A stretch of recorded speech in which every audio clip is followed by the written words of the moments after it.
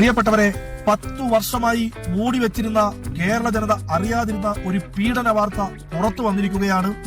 2014 ജനുവരി മാസം 7-ാം തീയതി നടന്നു എന്ന് പറയുന്ന ഈ പീഡന വാർത്തയുടെ വീഡിയോ ഇപ്പോൾ പുറത്തു വന്നിരിക്കുകയാണ്. ഈ പീഡന വാർത്ത എന്താണെന്ന് നമുക്ക് അവസാനം അറിയാം. ആദ്യം നമുക്ക് വെള്ളരിക്ക പട്ടണത്തിലോട്ട് പോവാം. വെള്ളരിക്ക പട്ടണം.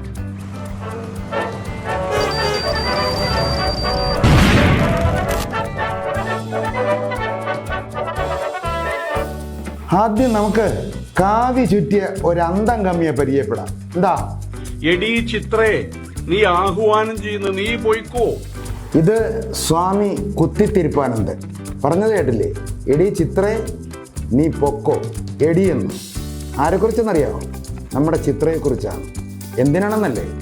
അയോധ്യയിൽ പ്രതിഷ്ഠാ ദിനം ജനുവരി 22 നടക്കുമ്പോൾ ഉച്ചയ്ക്ക് 12:20 ശ്രീരാമ ജയരാമ ജയ ജയ രാമ എന്ന രാമമന്ത്രം ജപിച്ചുകൊണ്ടിരിക്കുന്ന എല്ലാവരും, അതുപോലെ വൈകുന്നേരം 5 തിരിയുള്ള വിളക്ക് വീടിൻ്റെ നാനാഭാഗത്തും തെളിയിക്കണം.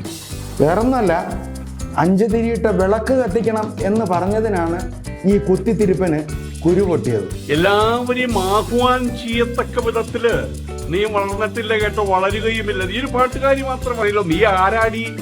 നീ ആരാടിയെന്ന് ഇയാളുടെ സംസ്കാരം എന്താണെന്ന് ഇപ്പൊ ഏതാണ്ട് മനസ്സിലായി കാണുമല്ലോ.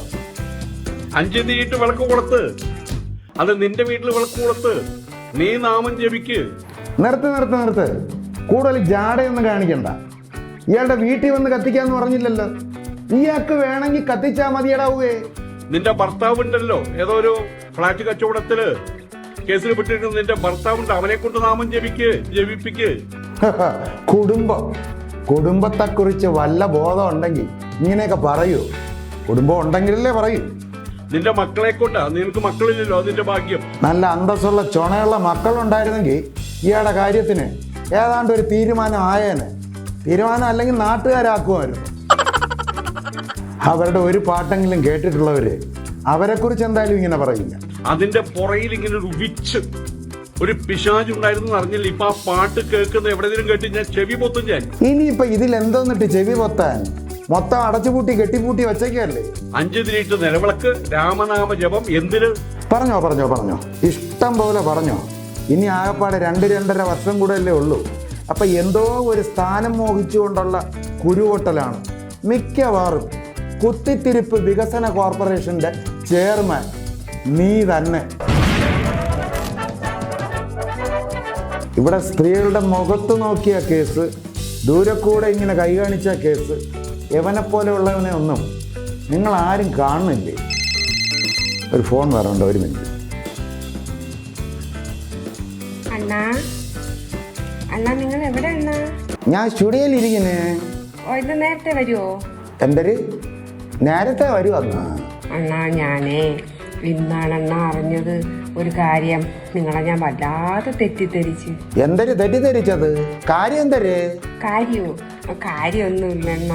പിന്നെ അണ്ണ ഇത്രയും നാള് കുടിച്ചത് വിറ്റാമിൻ ആയിരുന്നല്ലേ? എനിക്ക് അറിഞ്ഞൂടായിരുന്നണ്ണ അത് വിറ്റാമിൻ ആണെന്ന്. അയ്യോ സോറി റോങ് നമ്പർ. ഇപ്പൊ വിളിച്ചത് ബിന്ദു ചന്ദ്രൻ, തിരുവനന്തപുരത്തെ മഹിളാ കോൺഗ്രസിന്റെ ഒരു ശക്തയായ പ്രതിനിധിയാണ്. നിർദോഷകരമായ പല ട്രോളുകൾ നടക്കാറുണ്ട്, ആരുടെയും പേര് എടുത്തു പറയാതെ തന്നെ. ഈ അടുത്ത സമയത്ത് നമ്മുടെ ജയരാജൻ പറഞ്ഞല്ലോ, മദ്യം അതൊരു ഔഷധമാണ് എന്ന് പറഞ്ഞപ്പോൾ അതിനെക്കുറിച്ചൊരു കൊച്ചു ട്രോൾ ഇറക്കി. അതിൻ്റെ ഒരു ആദ്യ ഭാഗമാണ് നമ്മൾ കേട്ടത്. അത് കഴിഞ്ഞിട്ട് നമ്മുടെ ഗോവിന്ദൻ മാഷ് പറഞ്ഞല്ലോ, നമ്മുടെ മുഖ്യമന്ത്രി സൂര്യനാണെന്ന്. അപ്പോൾ അതിനെ ബേസ് ചെയ്തുകൊണ്ട് ഒരു കൊച്ചു ട്രോൾ ഇറക്കി. അതിൽ മുഖ്യമന്ത്രിയുടെ പേരൊന്നും പറയുന്നില്ല. മുഖ്യമന്ത്രിയെ കാണാൻ ഞാൻ മുഖ്യമന്ത്രി ഒന്ന് കണ്ടിട്ട് വരാം.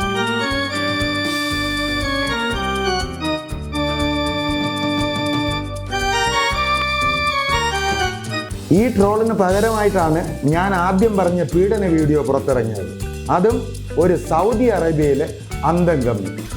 അന്ന് ഉമ്മൻചാണ്ടി, അന്നത്തെ മുഖ്യമന്ത്രിയായിരുന്ന ഉമ്മൻചാണ്ടിയെ കാണുന്നതിനു വേണ്ടി വീട്ടിൽ നിന്നും വളരെ സന്തോഷവതിയായി ഉല്ലസവതിയായി ആഗ്രഹിച്ചു വളരെ ചിരിച്ചു കളിച്ച് വീട്ടിൽ നിന്നിറങ്ങിയ ഒരു പെൺകുട്ടിയെയാണ് അന്നത്തെ മുഖ്യമന്ത്രിയായിരുന്ന ഉമ്മൻചാണ്ടിയുടെ ഓഫീസിലാണോ അതോ KPCC ഓഫീസിലാണോ പീഡിപ്പിച്ചതെന്നുള്ള ഒരു വ്യക്തത പുറത്തു വന്നിട്ടില്ല. പക്ഷേ ആ വീട്ടിൽ നിന്നും ആ ചിരിച്ച് കളിച്ച് സന്തോഷവതിയായി മുഖ്യമന്ത്രി ഉമ്മൻചാണ്ടിയെ കാണാൻ വേണ്ടി വീട്ടിൽ നിന്നിറങ്ങിയ ആ പെൺകുട്ടിയുടെ വീഡിയോയും ആ പീഡനം കഴിഞ്ഞതിന് ശേഷമുള്ള വീഡിയോയും പുറത്തു വന്നിട്ടുണ്ട്. മുഖ്യമന്ത്രിയെ കാണാൻ ഞാൻ മുഖ്യമന്ത്രി ഒന്ന് കണ്ടിട്ട് വരാം.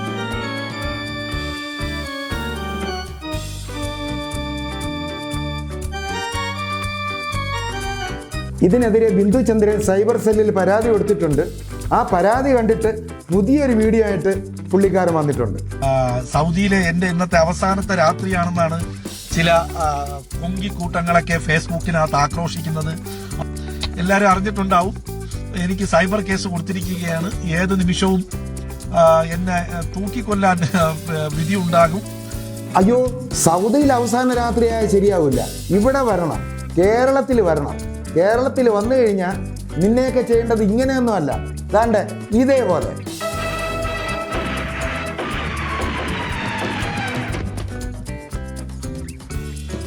അത്രേ ഉള്ളൂ. Okay, bye bye.